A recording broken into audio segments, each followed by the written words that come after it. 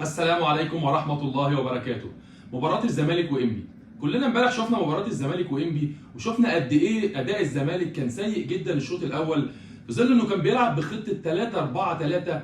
في المقابل كنا بنلعب فريق زي إنبي بيلعب بخطة 5-4-1، يعني فريق بيلعب بخطة دفاعية كل الفرقة في نص ملعبها. ما كانش محتاج أبدا بيسيرو إنه يلعب بثلاث مدافعين.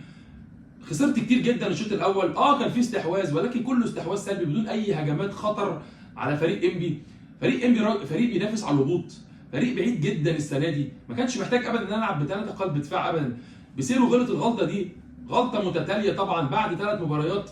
شفنا قدام الاهلي تمام، مفيش مشكله نلعب قدام الاهلي بثلاثه ورا، ظل ظروف نادي الزمالك. الاهلي فريق قوي جدا، فريق بينافس على البطوله، كان لازم العب متوازن الى حد ما، وده اللي خد اللي عايزه من المباراه. ولكن فيما بعد الماتشات كلها اللي بيلعبها بعد الاهلي ماتشات ضعيفه جدا. حتى زد اللي كنا بنقول ان هو فرقه قويه، زد كان بيلعب قدام الزمالك كله بيدافع. الزمالك خسر شوط كامل في ماتش انبي وشوط كامل واكتر من شوط في ماتش زد. الزمالك كان بيدافع او مش بيدافع، بيلعب بخطه دفاعيه في ظل ان الفرقه قدامك بتلعب زون ديفنس صريح.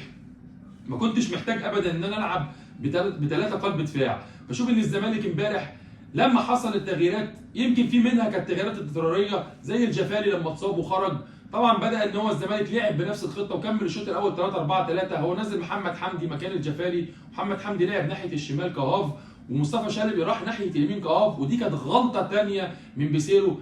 مصطفى شلبي مش عارف يلعب في مكان اللي هو هاف الشمال، مش قادر يعمل حاجه، نقلته الهاف اليمين اللي هو اصلا اسوأ ما يمكن. فشفنا بصراحه شوط اول كارثي من بيسيرو.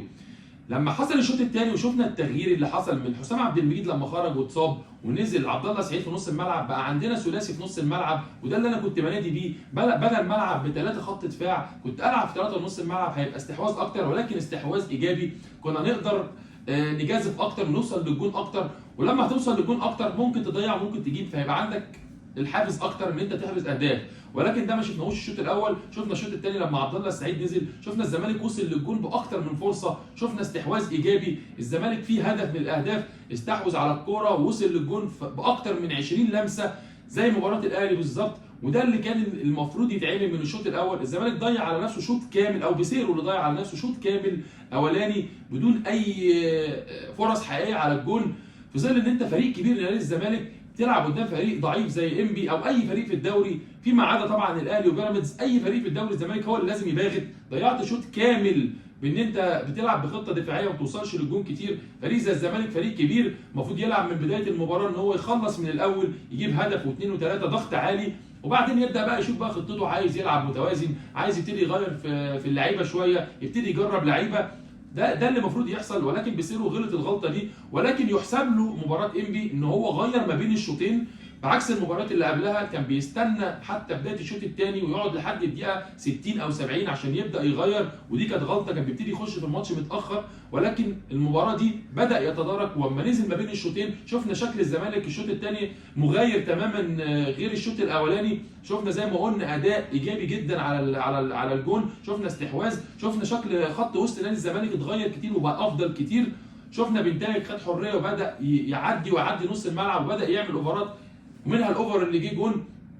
شفنا عمر جابر عامل اداء كويس جدا ناحيه اليمين، شفنا دونجا كان عامل اداء كويس المباراه دي. ولازم لما بنقول ان دونجا يبقى كويس لازم نشيد بيه، بعكس ماتشات كتير كنا بنقول ان دونجا وحش، ولكن المباراه دي كان الى حد ما اداء جيد جدا.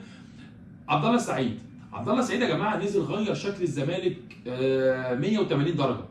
شفنا عبد الله السعيد قبل ما ينزل وشفنا بعد ما نزل. عبد الله السعيد نزل عملنا استحواذ زي ما قلنا، استحواذ ايجابي. عبد الله السعيد وصل للجون واحرز هدفين زي ما شفنا، منهم ضربه جزاء اللي انا وجهه نظري الكره مش ضربه جزاء خالص يا جماعه. الكره يعني ملهاش اي علاقه بضربه الجزاء، كره خبطه في الارض وجايه في ايده في مسافه صغيره جدا.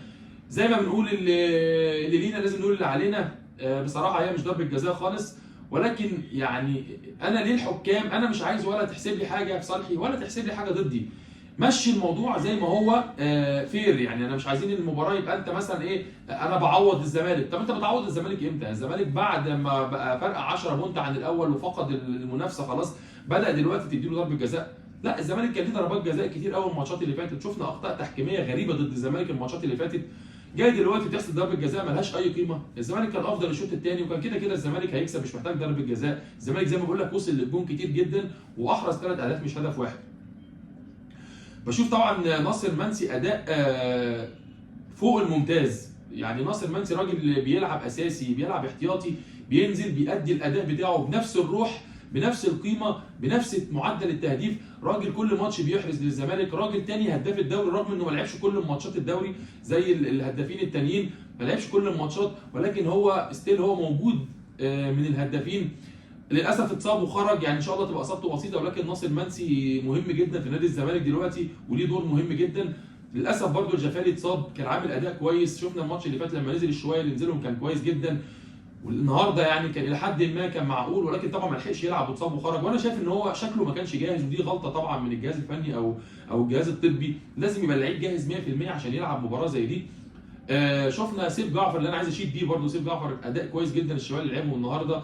لا احنا عندنا دلوقتي في نص الملعب يعني عدد كويس من اللعيبه لسه ما محمود جهاد يرجع.